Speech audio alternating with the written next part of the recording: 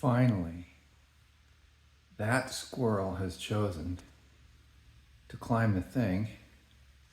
I don't have a noun for that. Let's call it the tree to get the nuts. But there aren't any because he has emptied it. Maybe? Oh, yeah. I'm gonna go put some in there just to reinforce the behavior. Stand by. Bumper's still out there. And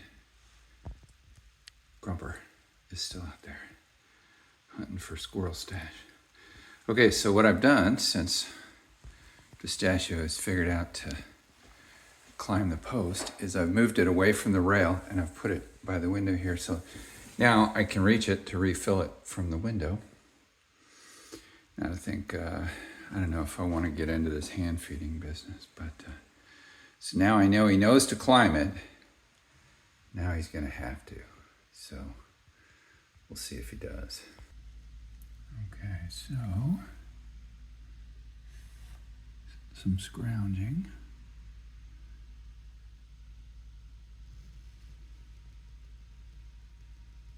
They really do like to expend the least required effort.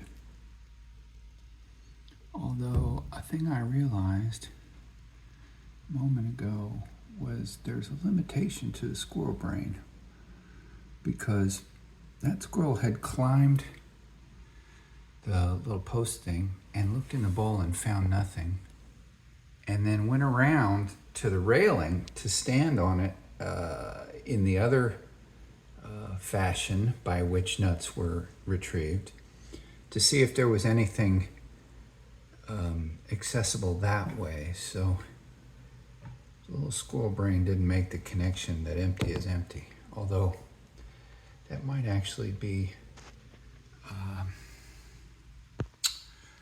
adaptive pattern. It might not be a failing. There's probably going to be some kind of circumstance whereby, where the heck did he go? Whereby that's beneficial. You know what I mean? You can't, oh, there he is.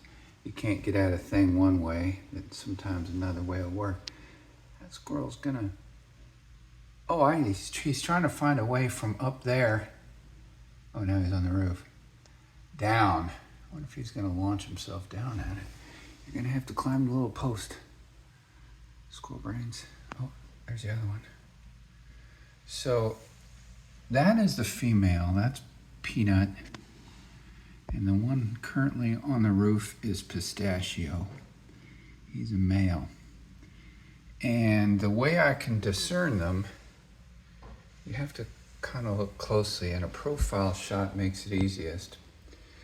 Well, there's two ways. Sometimes they'll do that little trick where they stand up and show you that they're, what I call that white t-shirt situation, where they'll stand up on their back and you can see their undercarriage, and then it's obvious because the males have their situation is observable and the females are not.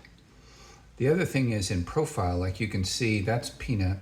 So her nose is more delicate, and it actually,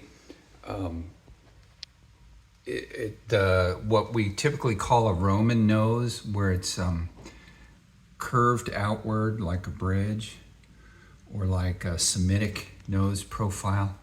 The male has a pretty pronounced Roman nose that goes almost all the way to the tip. The little tip of their nose is soft and squishy, kind of like ours. And on the females, that's a much gentler curve, so that their nose is more delicate, and the outward arch doesn't go all the way to the end. There's some slight coloring differences, but honestly, the light and the angle make it harder to discern. So sometimes it takes a moment to figure out who's who. And I'm going to tell you that the male is more, he's more curious. He's more willing to try a new pattern to get closer to me. So he's got that typical male, or what we assign, male behaviors. He's a little more adventurous, and he'll gripe at me, drop of a hat. Although Peanut, I posted another video where she was griping at the cat because she was up there and the cat was blocking the steps. So she wants at it. So I'll stop talking now. Maybe hit pause till she... Oh, are you going to leap at this thing?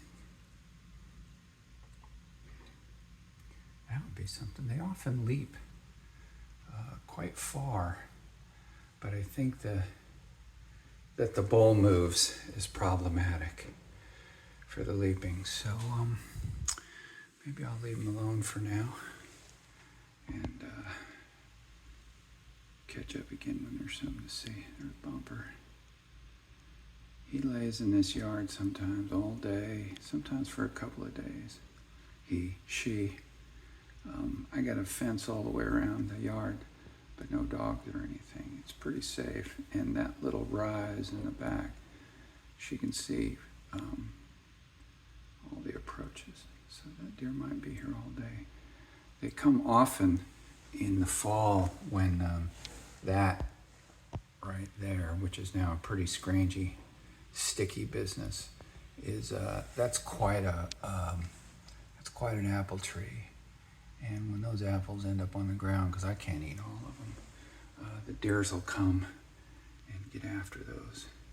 And I think they get drunk on some of them too, because those deers they'll be eating those apples off the ground and they'll start acting funny. They'll get slow and glassy-eyed and they'll get that 1,000-yard stare, you know.